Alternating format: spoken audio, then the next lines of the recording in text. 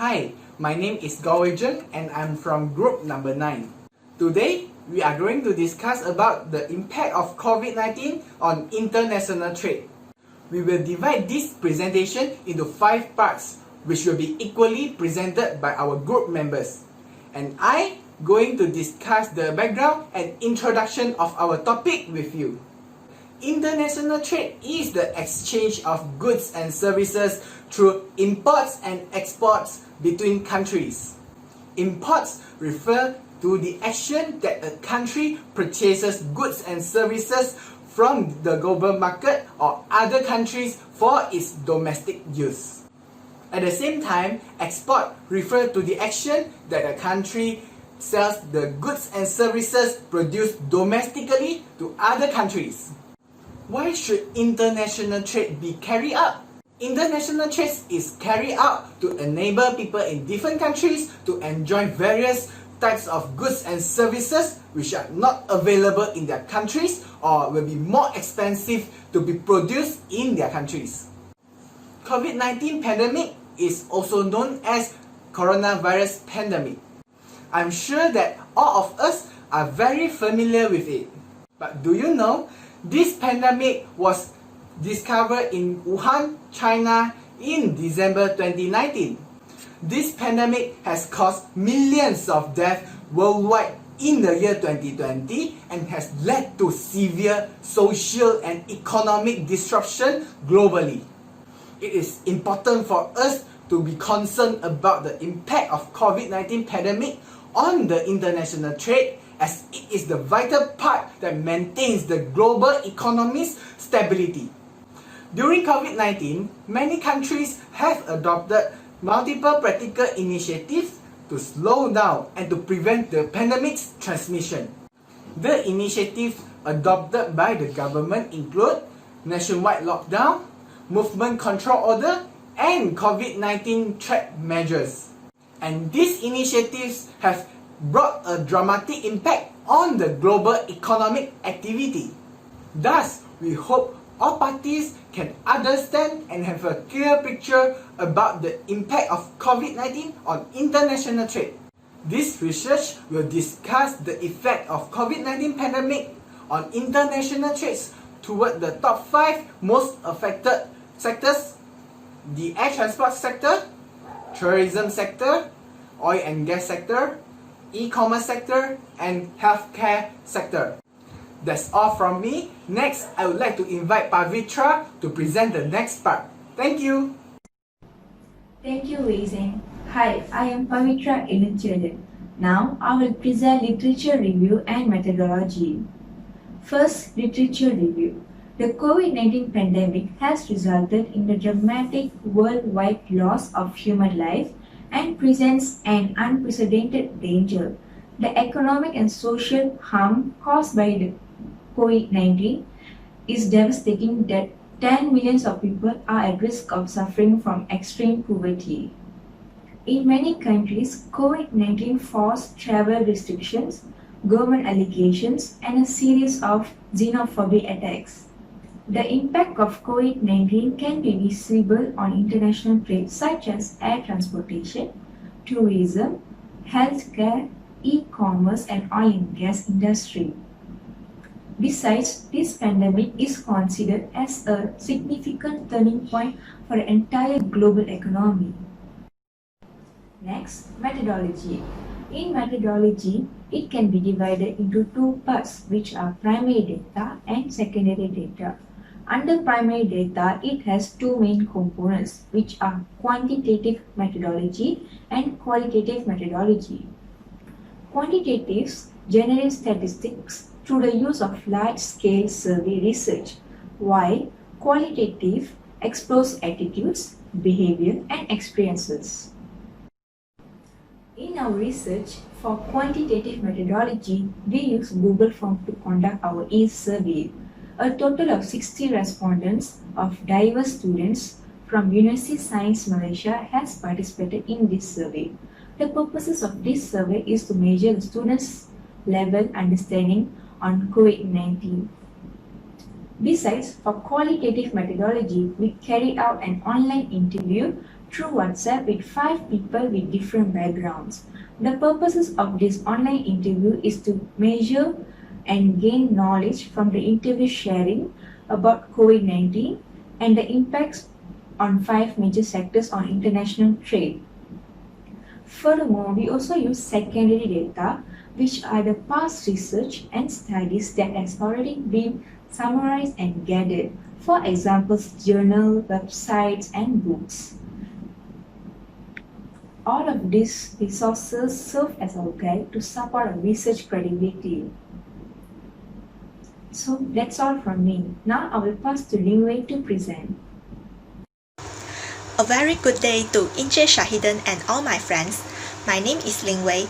Now, I would like to present the key findings of our research. On collecting data for the research about the impact of COVID-19 on international trade, we had created a Google form filled in by 60 respondents. The survey was done by 16 males and 44 females respectively. The respondents were in 3 age categories, and the survey was done by 4 races, which are Malays, Chinese, Indian, and Punjabis. The nationality for 54 is Malaysians, and the other is Chinese, Germanian, and Korean. The first sector we are going to discuss is the air transport sector. We get a totally different data that shows only 8 of the respondents never used the air transport service before the outbreak of COVID-19. However, the number of respondents who never used the service during the pandemic period increasing by over half, representing 32 respondents.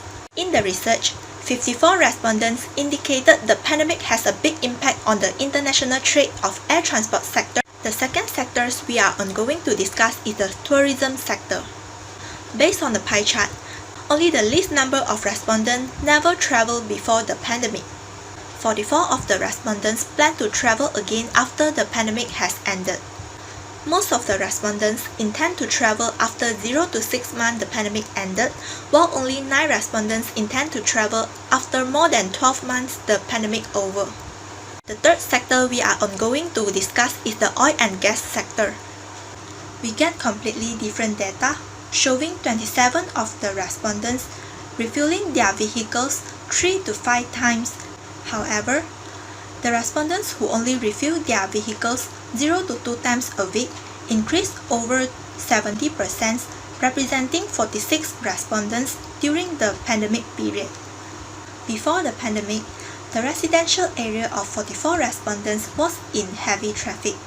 Still, only the residential area of 13 respondents was in heavy traffic, and the other had a light traffic during the pandemic period. The fourth sector we are going to discuss is the e-commerce sector. According to the pie chart, 16 respondents never shopped online before COVID-19. However, during the pandemic period, all of the respondents experienced shopping online, and most of them will shop online weekly. Before COVID-19 spreads, clothes and beauty products are the goods that had the highest demand. However, food and drinks, digital products as well, become the best seller during the pandemic period. On the seller part, out of the 60 respondents, 18 of them have experience in conducting e-commerce. Out of the 18 of them, 10 achieved an average profit before pandemic, while 4 suffered low gain. There's a change during the pandemic period as 15 of the respondents obtained excellent and good profit. Now, I would like to pass to Hanis to proceed the next part. We are explaining to you the key findings on healthcare. Before the outbreak of COVID-19, people rarely buy personal protective equipment, while during the outbreak of COVID-19, people buy personal protective equipment more frequently. So, the demand of personal protective equipment will increase. Most of the respondents agree and strongly agree that medical devices is necessary during COVID-19, especially in healthcare sector. So the demand of medical devices will increase as well. Personal protective equipment such as face masks, hand sanitizers, and gloves is the necessities to individual and healthcare sectors. Most of the respondents agree with the statement given. Malaysia is the top manufacturer of gloves among countries. Most of the respondents agree and strongly agree with the statement, so we can conclude that Malaysia is the top manufacturer among countries. The demand of gloves in healthcare use expands globally. Most of the respondents agree and strongly agree with the statement given. During this COVID-19 situation, gloves is the most common thing that is needed by the healthcare sector because they are treating COVID-19 patients. So the demand of gloves will increase and expand globally. Assalamualaikum everyone. Thank you Lingwei and Hanis for the explanation on key findings. I am Rul Amira Haidi binti Azhari and I will be presenting about managerial implications. The first sector is air transport industry. The implication is low of demand on the services of air transport because of travel restrictions, border closures and also stay-at-home order, which led to stakeholders back off the cost and higher than revenue and raise the rate of unemployment. Some recommendations for the air transport companies to discount the ticket prices and also take opportunity to transport the vaccines and also for the government to inject some equity, deferring payment of taxes and wages subsidies. Second is tourism industry. The implication is the standstill of worldwide tourism costs of curfews and travel restriction, which led to worldwide tourism income to decrease from 711.94 billion to 568.6 billion, and biggest loss suffered by Maldives as 70% of its GDP comes from tourism industry. Some recommendations for UNWTO are to promote and encourage domestic tourism as well as the tourism places to follow proper SOP and provide masks and sanitizing services to secure tourist safety. Third is oil and gas industry. The implication is low demand of crude oil and natural gas caused by travel restrictions and movement control order, as well as the decreased usage of aviation fuel and other energy products and business closures, which led to the market price decrease and affected companies suffered loss. Recommended for the suppliers is to decrease the supply in order to deal with oversupply, which will resulting in increase of market price due to balanced demand and supply. Next is e-commerce industry. The implications from the seller side are the use of e-commerce platform and also practicing of just-in-time attitude for them to promote their business suit with the consumer's taste, and also from the consumer side they need to online shopping and also able to purchase products from other countries to increase their personal satisfaction. Some recommendations from the management team of e-commerce to improve more are by enhancing the service system, consider buyer complaint and also provide good qualities and quantities of products. Lastly is the healthcare industry. The implication is the increasing productions of personal protective equipment PPE. For example, Top Glove Sdn Bhd that started to produce masks, as well as Karat Sdn Bhd that converts 2 of its lubricant line to make hand sanitizer, which led to increase of international trade in healthcare industry. The government are recommended to increase the production of PPE by production companies and to develop some incentives such as easing restrictions for trading and also distribute more PPE. Next, I would like to invite Hanis to conclude our research. After hearing those explanations, I will be giving you the conclusion. Based on the research that has been done, COVID-19 has affected international trade on various sectors such as air transport, tourism, oil and gas, e-commerce, and healthcare. It also gives an impact on businesses and international trade. We can clearly see that there is a difference between before the outbreak of COVID-19 and during the pandemic.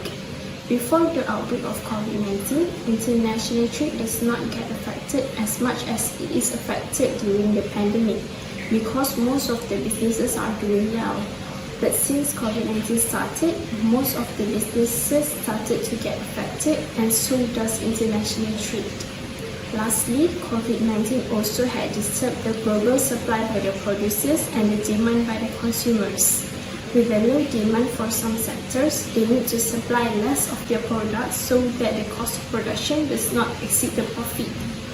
And the stakeholders from the sectors also will back off from investing to prevent further loss. However, the stakeholder may invest more to the sectors with high demand to cover all the costs of increasing production and to maintain the gain profit. Thank you.